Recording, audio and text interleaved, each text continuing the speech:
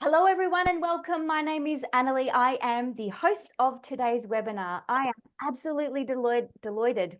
That's correct. I'm a communication expert and I get to make up words. I am so delighted that you can join me today in our fabulous conversation with our special guest. I won't reveal too much just yet. So let's kick off. I want to start by acknowledging the traditional custodians of the lands on which we meet. For me, here it's the Bunurong tribe of the Kulin Nation, and pay my respects to their elders, past, present, emerging. Quick housekeeping, as you're joining us, pop yourself on mute just so we can reduce the background noise and increase the foreground noise. We're going to get into some really great conversations today, so I can't wait to bring that to you. We are here in our second Spotlighting Success series. The first time around, we hosted the fabulous Commander Ali Withers, who of course was the Royal Australian Navy Recruit School Commander, and talked about all her experience and success as a woman in the workplace. And today, my friends, we're doing an about face. Today is all about men. And I'm very, very excited. What is going on for men at work? How do we get better understanding of the struggles that men are facing in the workplace and also out in society today? And most importantly, how can we all come together to accelerate the pace of change? This is going to be a beauty, my friends. And I'm not just overstating that because I can and I will. It is going to be a beauty and I'm very excited. So just to let you know, we had over 150 signups for this conversation today, and many of you were overseas. So I appreciate that you may be watching us on your recording in your own time. So hello in the US and in the UK, all over New Zealand and Australia. We have many friends on the line today. Please keep in conversation with us in the chat. There will be specific time at the end for some questions, but if you have comments, curiosities that you want to make, please do engage with us. We are here for you. We will be hearing a word from our sponsor. That might be me. A little bit further on in the program today, in the rest of our hour. We have about an hour in this conversation. So let me get to the reason why you are all here today. And can I say, thank you for joining. Thank you for being part of this conversation today.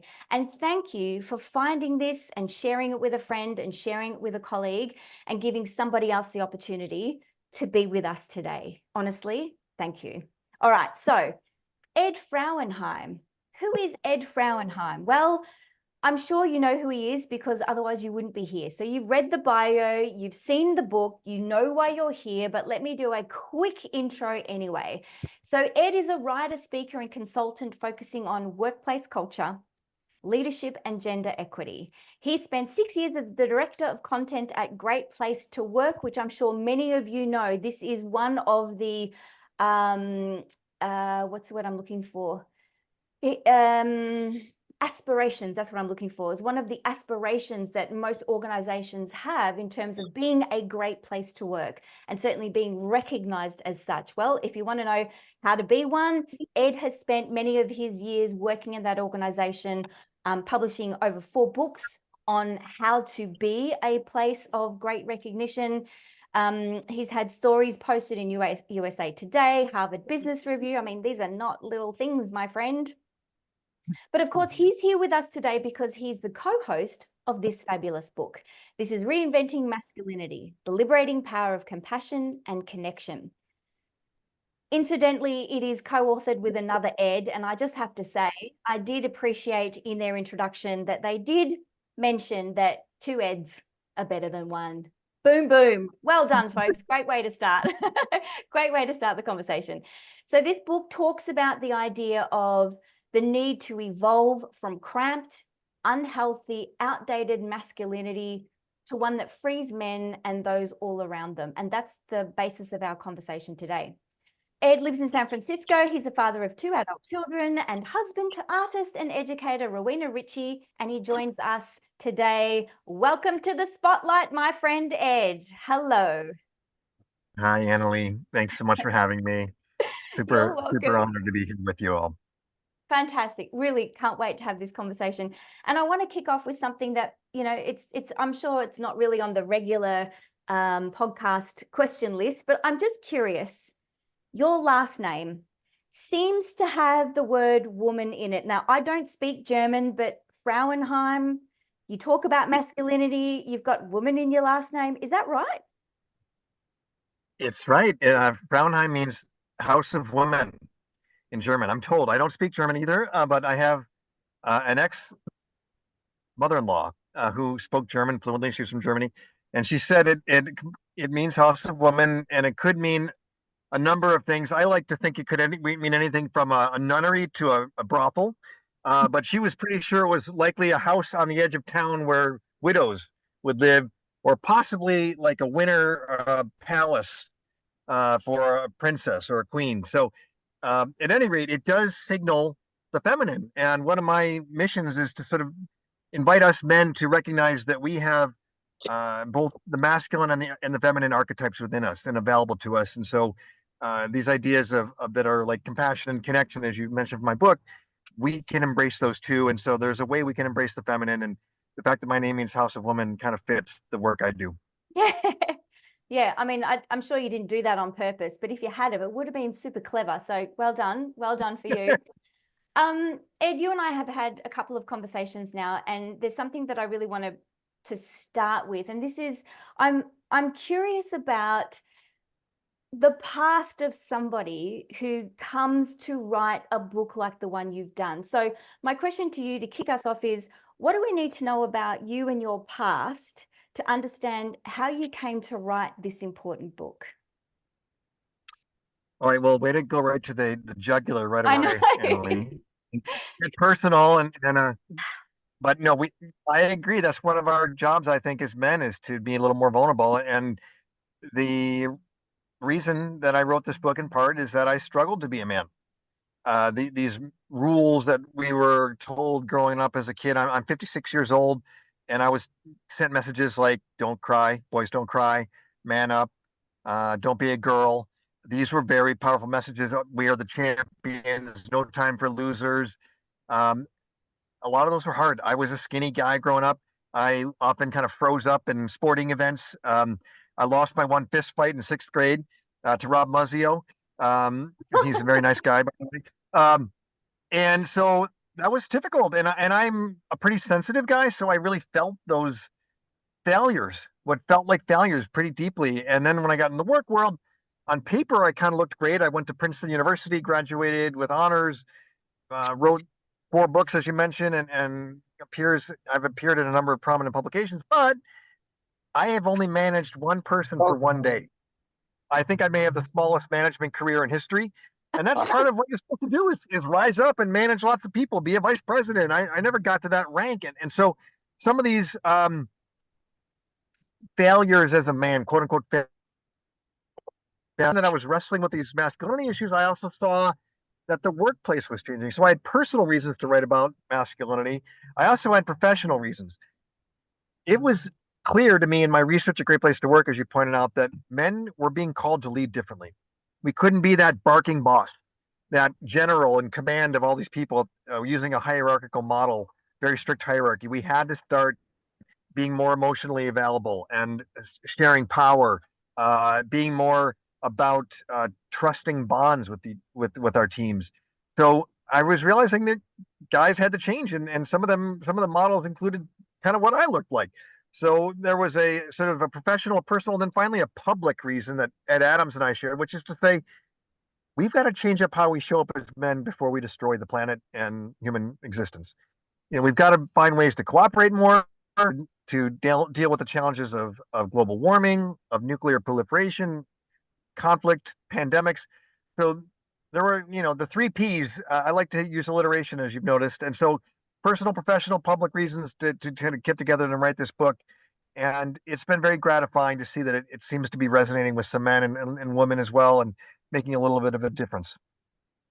You know, that's so interesting because already you're talking about, really challenging some of the stereotypes. You talked about this idea of the breadwinner, or, this notion that the masculine is about providing or leading or being out front in some way.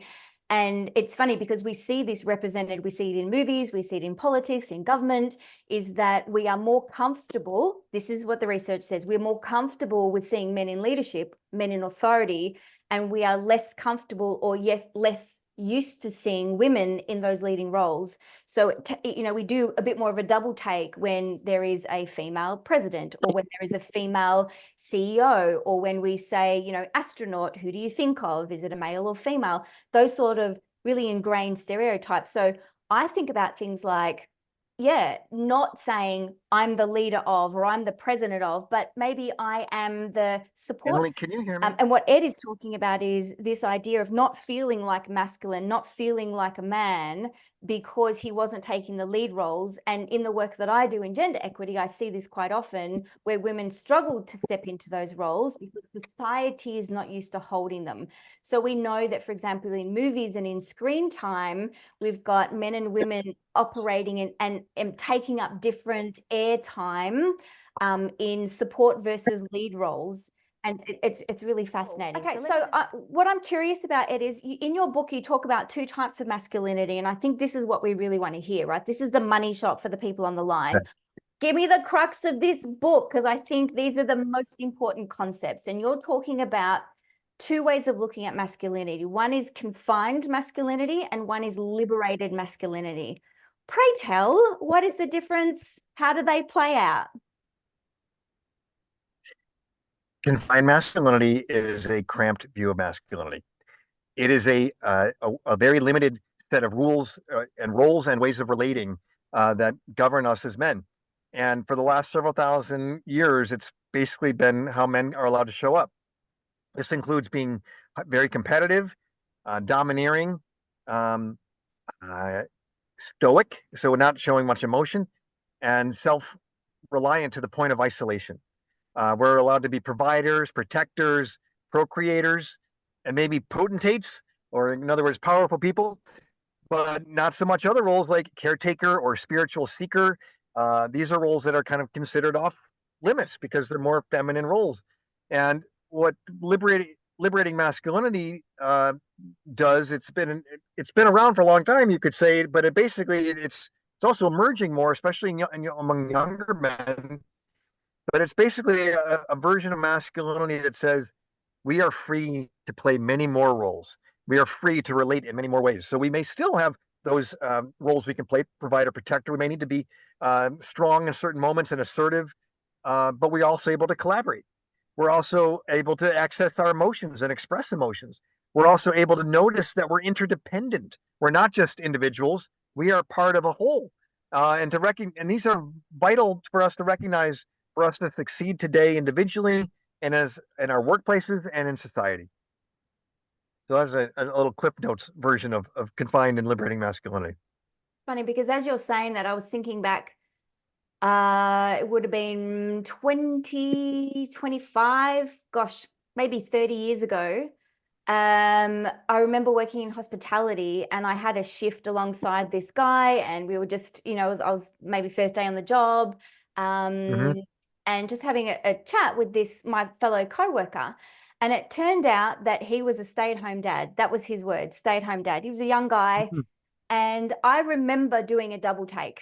So this is 30 years ago Yeah. now. So I Yeah. remember having the moment in my mind, like, oh, stay-at-home dad, why? Where's your wife? Like, without even thinking, I wasn't even thinking. Emily, I'm very disappointed in you. I know, Fine. I'm I know. glad you've evolved since then. I know. Well, I just want to say it was 30 years ago, and that stuff still happens. And this is Yeah. because it is so ingrained. These roles are so ingrained. So if you're wondering, what does confined masculinity really mean and how does it play out? If you caught yourself in moments like that, if there's someone in your Right. workplace that says, I'm taking parental leave, or they're saying, I'm taking 2 years off to for a sabbatical, or to travel, or whatever, or I don't want to go for that role, I'm happy where I am, and you do a double take thinking, what kind of man are you? Right. What kind of Right. That's very provider are you? manly. Yeah, Yeah. that's it. And I've even had husbands of my clients who come and do the Women at Work program say to me, when they go to their workplaces and say, I would like to take parental leave, they are point blank told, We can approve that, but I need you to know that is a career limiting move For the men, you're saying, is for that the right? men, Yeah. for the Yeah. men, point blank. Yeah.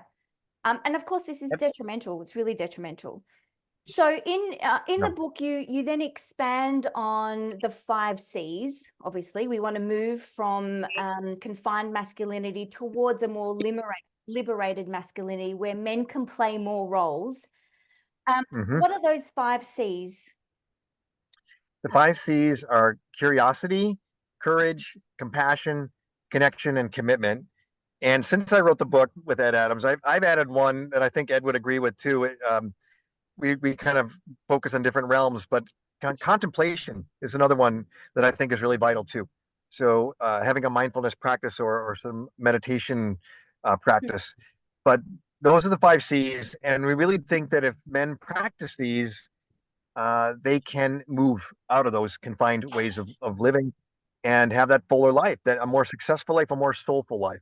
And this happens in all these spheres. Increasingly, this is what's called for, this liberating masculinity at work, besides at home and as you operate in the wider world.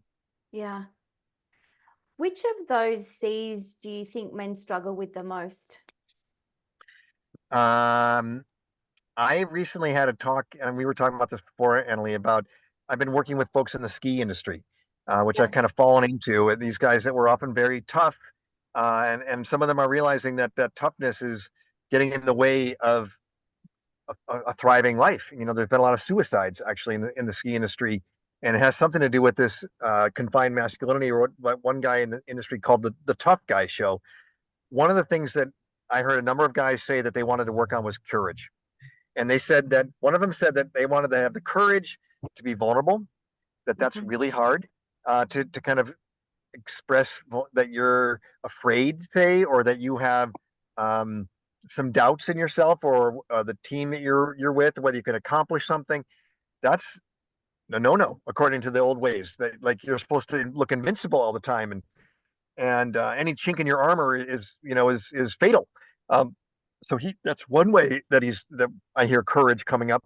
Another way of defining courage, as the CEO, or the I guess it would be technically the general manager of a ski resort, told me he felt like he didn't have enough courage one time recently to challenge the very gruff, use the word gruff culture of one of his units after a fatality on his mountain.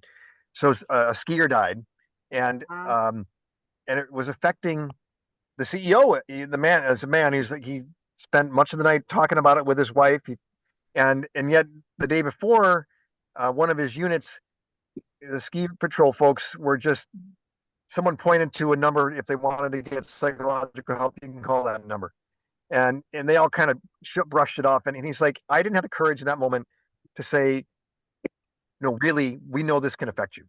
We know this can hurt you and lead you to be thinking, what if I'd done something different? To feeling really guilt or shame or just despair.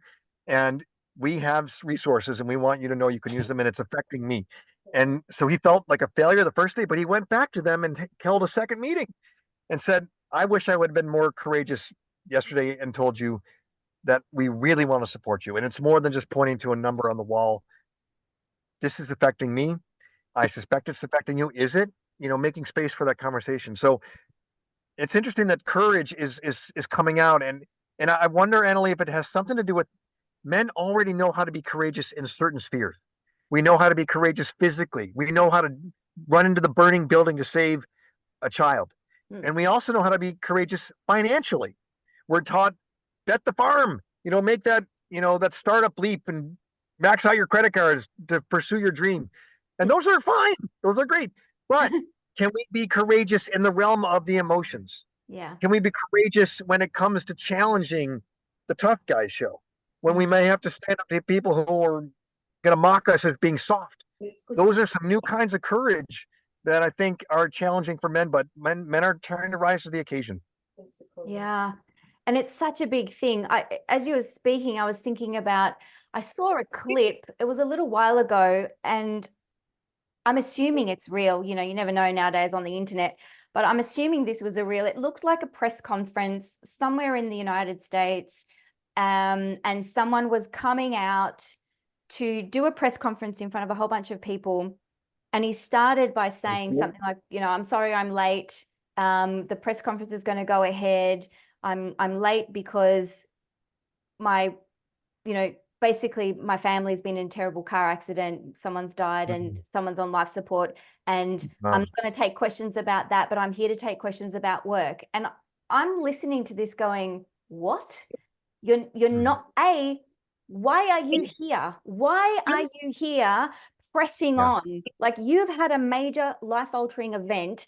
You should be at the hospital, wherever, right? There is nothing that I can imagine that would mean you need to be here doing this right now, right? So that is the tough guy show, just out of control as far as I'm concerned. And who in that circle or in that culture within that organization is not going, hey, what do you think you're doing? You're not in a fit state to go and do this press conference. We're going to handle that. Don't be stupid. And by the way, here's employee, services. Here's an employee assistance line you can call. Here's how we can help you with this, because this is something different, right? So I think you're right that there's a thing around the courage that sits beneath the rest of the C's. It's the courage to have that compassion and the curiosity, and the, connection and the commitment.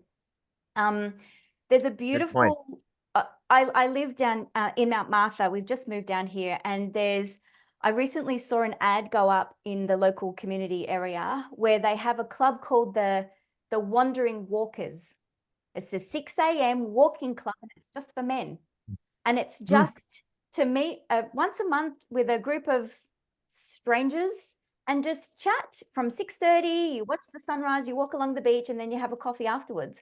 And I remember thinking, what? This is amazing. So men just coming together to walk and talk, not to play golf or go go-karting or, men typically need to have an activity to focus on in order to be comfortable having those conversations. And this was an exercise centered around conversation. Oh my goodness. This is so heartening. Even more heartening is my husband taking down the number. Oh, that sounds really good. I'd love to do that. Hasn't managed to get there yet, but I love his intention, which is really good. I saw someone just posted something about the Merry Meanderers. There's good alliteration in Australia, clearly. If that's another Australian who's saying that. Yeah. Annalie, I think I'm seeing that too. I see more and more of guys meeting in these ways that are not historically sanctioned. Yes. Not at the pub, not on a Yes. sports club, but talking, Yeah. and to me, it's an untold story. That's what my next book is about, is like telling more of my story, but also these positive stories where men are essentially. I am I'm the working title of my book is F the Tough Guy Show. I don't mean to be rude or anything, but that's actually what the quote I heard from the ski industry. I didn't come up with that phrase, but this is what the guy said. Been 2 suicides on his team, and he was like, "This, we think we have to be so tough. Well, F the Tough Guy Show," and men are doing that. And I see book clubs among 30-year-old guys that are trying to figure out how to be better dads. Hearing about it from older men that are trying to make sense of retirement.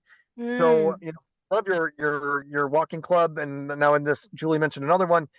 I think it's happening, and I know we hear a lot of negative news about groups like the Proud Boys in the United States and other kind of groups that are in some ways regressing in this moment of a lot of gender confusion. Yes. But there's a lot of positive developments too, where there's a lot of courage, and men are leaning into this more liberating masculinity. Yeah. So I saw you did a post on LinkedIn a little while ago, and I was very intrigued, and I wrote it down. And I thought, oh, I'm going to bring it up in our conversation, because it goes to this heart of, how do you break the bro code? How do you challenge the stereotype or the, this confined masculinity, and what does it take to start leaning into your own courage experiments? Because I think this is really a great place to start, right? What am I comfortable with? Is it just bringing up topics that I normally wouldn't talk about? Is it reaching out to someone? Is it offering a hug to someone? I would never do that. What is my own edge?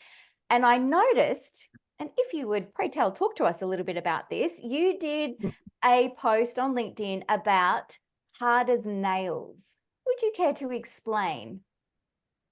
Yeah, I wish I could show you my nails that were painted, but it was this really brilliant activity created by some fellows in the UK where men painted their fingernails with Right? finger polish, which Yeah. typically we associate with women or Hmm. perhaps gay men, or not a traditional bro kind of style, right? Yes. And and then we were supposed to document the kind of conversations that surfaced over the next week.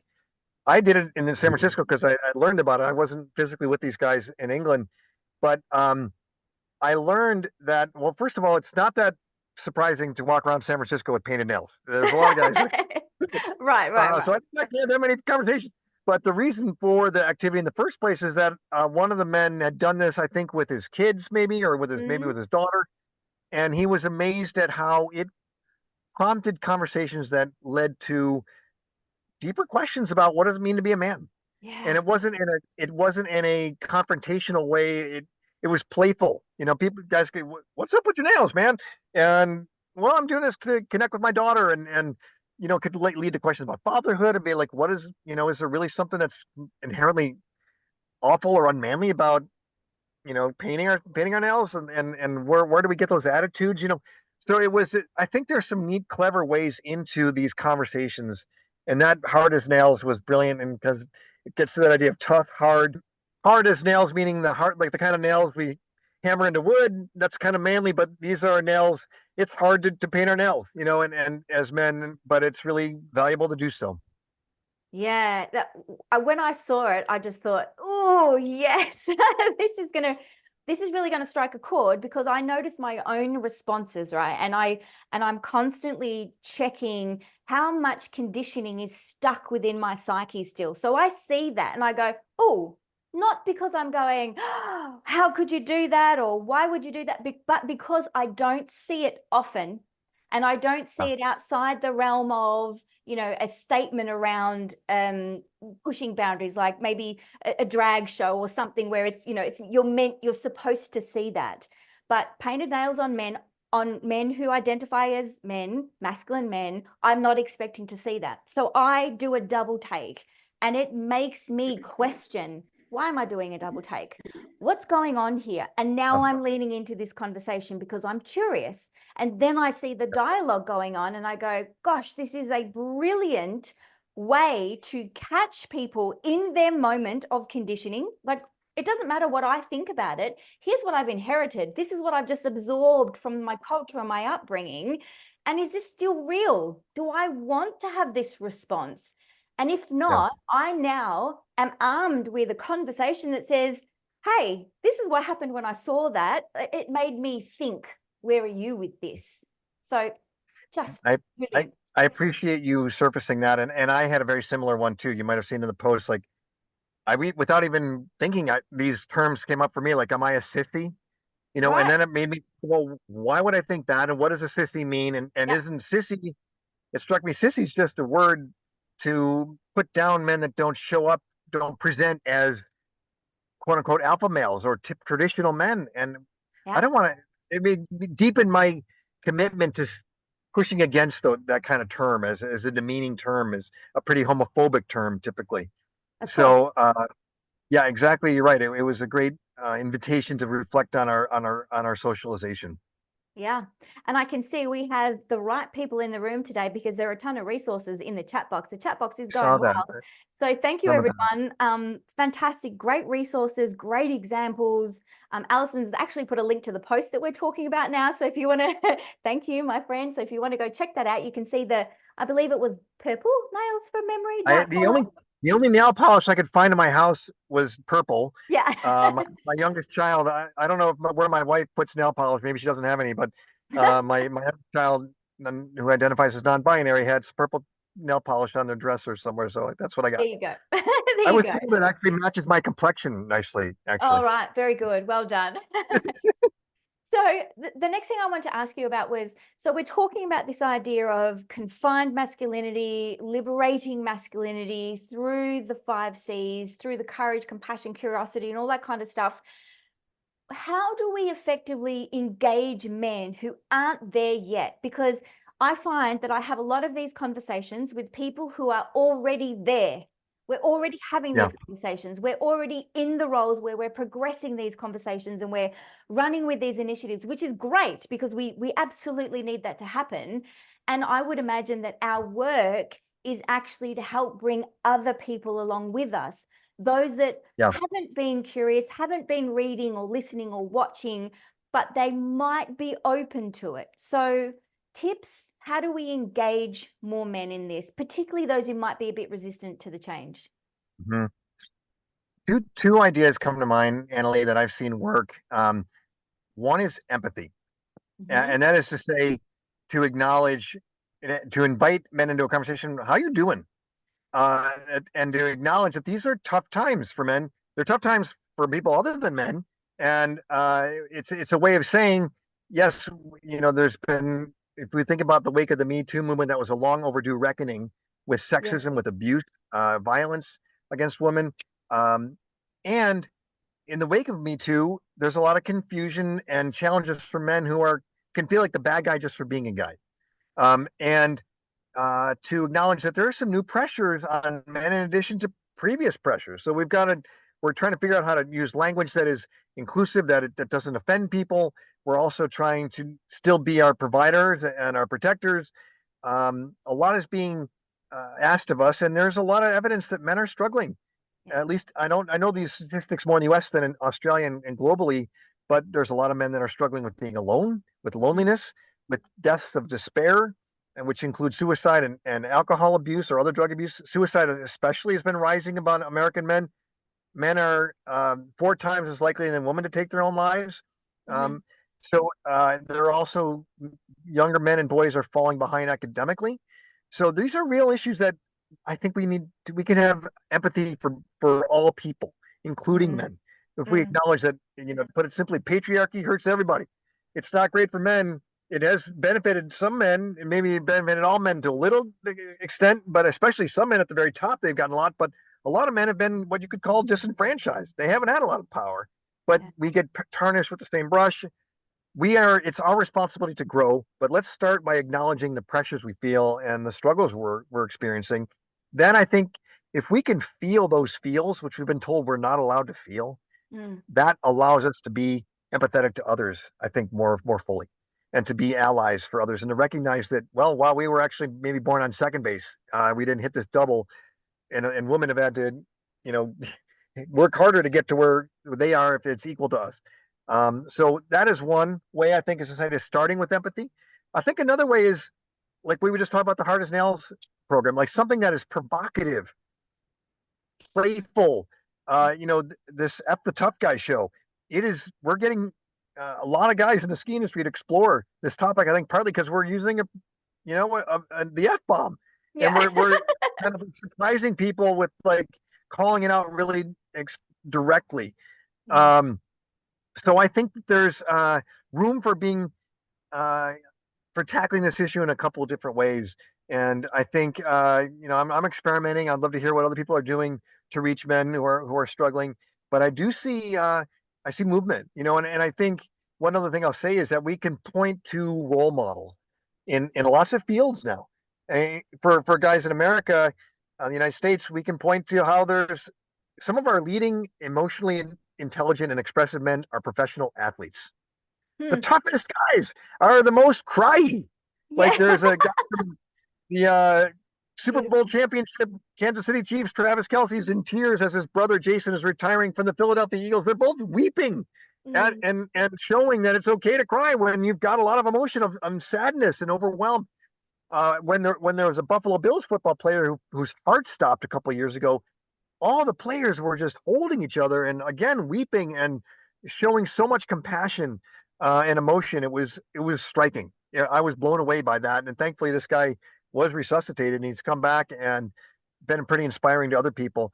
So I think storytelling that highlights these positive examples is yet another way to invite men into the conversation. That's so interesting too, around this idea of empathy and story. So I run a Women at Work program where I'm mostly looking at supporting women to navigate a leadership landscape that's not necessarily set up to support them. And as part of that, I'm having conversations with men, of course. Most of the time, a lot of the time, the leaders are men. And so we have this dialogue around what's happening in the organization, what might be the invisible barriers, what's your sense of what it's like for women in the workplace. Those conversations have led to more specific dialogues around inclusion and belonging. So when I do work around, I have a program called DI Dialogues, and in that, I get to work with men and women and all who identify in other ways. We talk about minority groups and majority groups, and we talk about this Mhm. idea of inclusion. And so what I notice is it's really easy for people in the minority, in this case, let's go gender, so we'll go women, to see Mhm. people in the majority, in this case, we'll see men, and say the men have it easy, and say we're marginalized, we're in the Yeah. minority, so we have it tougher. So yes, as you said, I love that metaphor. You know, men were born in second base, right? On second base, so they've already got a head start. We get that because of the structure stuff from the past and patriarchy and whatnot. Okay, that's granted. But what I like to say to people is we talk about this idea of privilege and power. And what we miss is that people who are born with privilege, and we take men in this instance, just because you have privilege doesn't mean you have it easy. And this is something that we don't appreciate. And I try and bring this into all the conversations around gender, because I don't want women going, men have got it easy, men are out to get us. Like, because the men are going, I don't understand. I worked really hard. I come from a difficult background. I've never had a silver spoon in my mouth. I've got issues as well. Like, don't tell me I've got Mhm. privilege. Why does my life feel so hard? Where is this privilege that you speak of, right? And because I Yeah. don't have access to what it feels like without the privilege, I can't see that inherent privilege. So it's really easy to miss for men, and it's also Mhm. easy to discount by women. And so I Yeah. like to use this stat. There's some research that shows that 61% of people cover at work, and cover, that's mask. So they don't talk about their Mhm. religion or health problems or mental health problems. Like we shave off bits Yeah. of who we are to be acceptable in the workplace, right? So the Mm. majority of us cover at work. 45% of those people who cover are straight white men. Mm. Straight That's a white brilliant. men. It doesn't gel, Yeah. does it? And I just go, okay, so let's think about that. So we think men are in the privileged position, they're in the majority, everything's easy for them. Why are they Yeah. covering? Why are they hiding? They don't feel like they can bring them full selves. And when we look at the reasons why, some of the things on that list are religion, politics, working class backgrounds, mental health, physical health, relationship breakdown. So as you say, these stereotypes around the masculinity and the femininity and the expected gender roles are hurting all of us. They are hurting all of us. I love that. That's interesting. I have never heard that statistic, so I'm going to borrow that from you, Annalie. And what I want to pick up on what you said about the class piece, because to me, that's one of the key issues that we don't talk about much in this DEI conversation. Another one would be the introversion question. I know Megumi's here online, a brilliant thinker on that topic, and we've had some great conversations. But to speak on this question of class power as it applies to workplaces today, most people at work don't have a lot of power, Mm, men or women, or no matter what gender identity you have. Uh, you, Typically, power is concentrated at the top of a pyramids type structure, and yeah. that means that most, some of the work that I did at Great Place to Work found that, yeah, it's the majority of people are not having a great experience at work, and that has and one of the key experiences of having a great experience at work is feeling like you have some semblance of control, having Yes. some authority over how you do your work, some say over your job. And so when we have these traditional hierarchical organizations, um, where a lot of micromanagement happens, a lot of power from the top is exercised, men don't feel great there. Most men don't feel great because they're not at the top. And so I think that been a missing piece of the puzzle. And I don't think that the traditional DEI framework actually solves that, because a lot of that DEI conversation is about squeezing more people who have been underrepresented into a tiny number of positions at the top. And Yes. I think that a much bigger solution is pancaking our organizations from pyramids so that we distribute power more uh, across horizontally. And that actually helps the organization thrive besides they allow people to thrive. So we can talk more about that too. But I think that's a key part of what you're getting at when you say men are covering, part of what they may be covering is a sense of being a failure because Yes. they're not at the top. But there's not a lot of room. There can't be very many people at the top in our organizations. It just seems so crazy, doesn't it? Why are we all clamoring for this all elusive top when it just doesn't seem like people are happy when they get there, and we're not happy scrambling to get Right. there? And we really need a major rethink. And I'm going to take a pause for a moment right now, and I want to also throw it over to the people in online with us. If you have any other questions, pop them in the chat. I see a couple are in there already. Thanks, Simon, Alison. We'll come to those. Now that we've got that, we've got some questions coming in the chat. I have one question I wanted to kick us off with while we've got more coming through here. And that is, I had a conversation with my brother recently, and he is I think he's now a professor. Oh gosh, I hope I don't get this wrong. He's either associate professor, I can't remember. He'll shoot me for not getting it right, of a university in England. And he and I have many conversations about gender equity in the workplace. And he says, I'm fascinated by the work you do, and I'm fascinated by the conversations I get to have at an academic level, both around the research and the studies that come to support these conversations, but also what I notice. And he says, I grapple with my role. He said, I support gender equity. I want to do what is the right thing to do. And he says, and honestly, I'm a little bit confused at times. I ask myself, when there's a high role going, or there's a senior role going, am I best off stepping aside and letting a woman take that role or go for that role because that's what we want? We want more women in leadership. Or am I best served to put my hat in the ring for that role? And if I get it, work on my magic from within that level of power? Because what we also know is that men are more effective once they're in, when they're in, right? And so he says, I'm not sure which is the best way to go. And so I'm just wondering from your perspective, and I get this all the time, executives groups going, we're here for gender equity. We want more women in leadership. And I say, great, there's 9 men around the table. So which 5 of you are prepared to step out? It is a tough conversation, and it is a come to Jesus moment, because nobody wants to be the person that says, well, hang on. We want equality down there or over there or in a different level or department. But if I have to make the decision as to whether I step out or not, or make room for someone, well, now it just feels like I'm missing out. And why should I miss out? This is a really tough, gnarly piece of this gender equity conversation. So any thoughts from your perspective on that? Annalie, I think our connection was bad. I didn't understand the question. I'm going to skip it. No, kidding. Because it's a hard question. I'm going to try. I think you're right. It's a super hard question, and I don't have an easy answer either. I love that your brother's mindful of all these possibilities.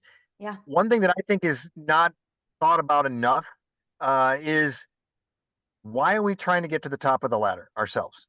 And so I lean toward stepping aside. That would be my Right. perspective, and letting other people get women take the roles that have historically they haven't had. But I think one of the deeper questions for us men, especially, is what's our deepest value? What's our source of self-worth?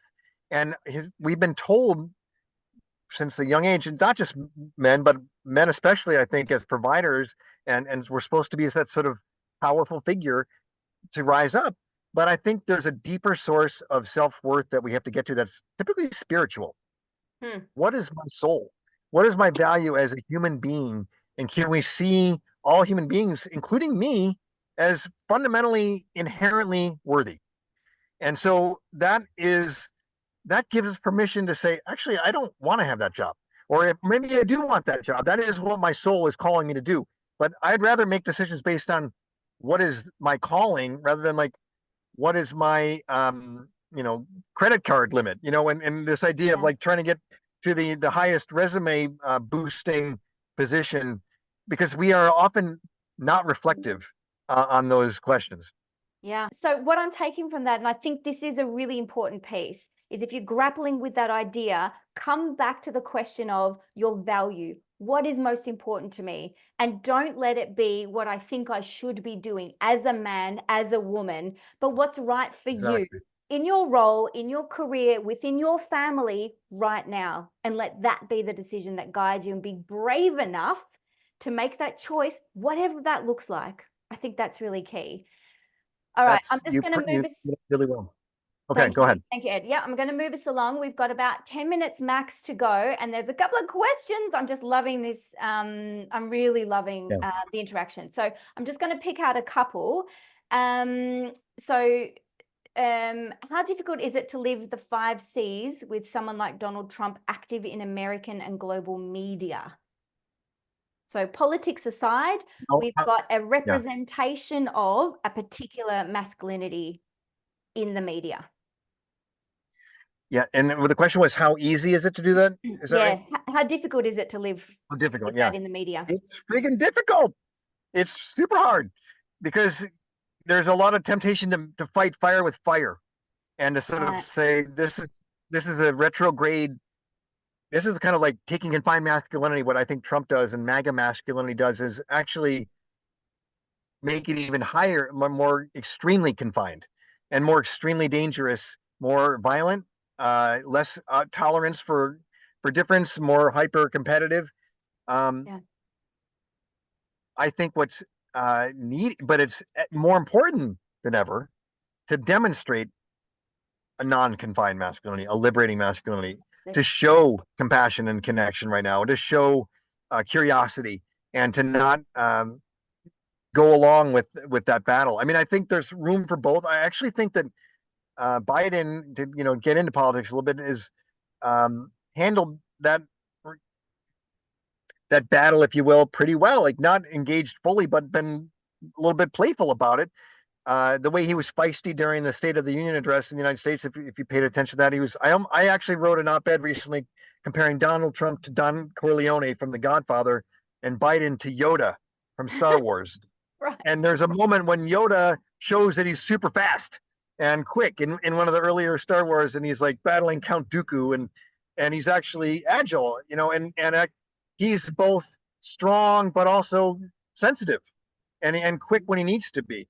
So yes, it's hard and it's very tempting to want to fight purely, but I think it's ever more important to show that we're going to be vulnerable. We're going to be that connected, compassionate, contemplative person at time, Yeah. which is going to give permission to other men to follow suit. Yeah. It's the modeling, really, isn't it? It's the modeling Yes. of how you want Yes. it to be. Okay. I think this will have to be our final question, so feel free to keep it tight. From Megumi, why do you think we're still stuck looking for this strong, confined masculine leader stereotype? Great question, Megumi. I don't have a perfect answer to that or know for sure, but I think one of the things happening is a lot of fear and confusion. And when people, there's a lot of fear about where our economic jobs are, we're economically fearful, where a lot of people are fearful about losing status in the United States and other places, is the demographics shift from at least in the US, from a white nation to a majority non-white nation. Um, and during those periods when there's uncertainty and people start raising a lot of fears, there's a tendency, I think, to gravitate toward a strongman, simplicity in amidst the chaos and the fear. And so that's one explanation that I see that's draws people back to that MAGA masculinity, that confined masculinity, but it doesn't work. It's not Mm-hmm. an effective approach. And it doesn't, one of the things that I think happens when you approach that or live into that older masculinity is that you come across as rigid, cold, and isolated when the world is now calling for agility, warmth, and connection. And it's not going to go backwards, I don't think. I could be wrong, but I think all the signs are of a world that's getting more integrated, flatter, faster, more fairness focused. And so it's a false promise that the Trumpians offer. Yeah. And there's something too around, this default behavior and When we're busy, when we're stressed, when we're scared, we default to what we've always known, to what we've absorbed and inherited. And so I think it's really simple to fall into those ways of being when you don't take moments to breathe, to think, to allow. To your point, I would also add that 6C, right, which is the contemplation. Make room to contemplate. Is this the right response? Is this the right way of being? Is this who I want to be in this moment? And just taking a pause to be able to do that. All right, last 5 minutes in one breath or less. Ed, what advice do you have for the leaders of today around this topic? I would invite the leaders of today to invite conversations about it. I think that we have under talked about the pressures on men and what men are going through and how men and women can rethink the gender pressures on us. We've spoken a lot and we needed to around women's issues, around people of color, LGBTQ type issues, but we haven't necessarily spoken about the masculinity topic, and it's kind of fundamental because men still hold so much power. But if we can reach men and invite them into a fuller, more soulful way of showing up as people, as men, a more fully human one, so much more is possible in terms of creating a better, more equitable, flourishing world. Yeah. Oh, so beautiful. Thank you. It's fascinating, isn't it? That there's this real, I feel like there is a rejection of leaning into men because of the association of men and patriarchy. And we're trying to, move against this, but there are men within the patriarchy that are caught up in the gender identification that are just men in the world, and they associate and identify as humans. And so this whole idea of, can we just have a human conversation, a human focus? Can we bring it out of those minorities and make it more around individualized experience? Then we don't have to do so much work about smashing all these little ideologies, and we can just start from what brings us all together and what connects us all together, which is essentially our humanity. Ed, Yeah. thank you so much. I'm so delighted that you took the time and for spending with us today. I couldn't have been happier with our conversation. To everybody on the line, your comments, your questions, your resources, incredible. Thank you so much. My little research team in the chat box here. Mwah, big love to all of you.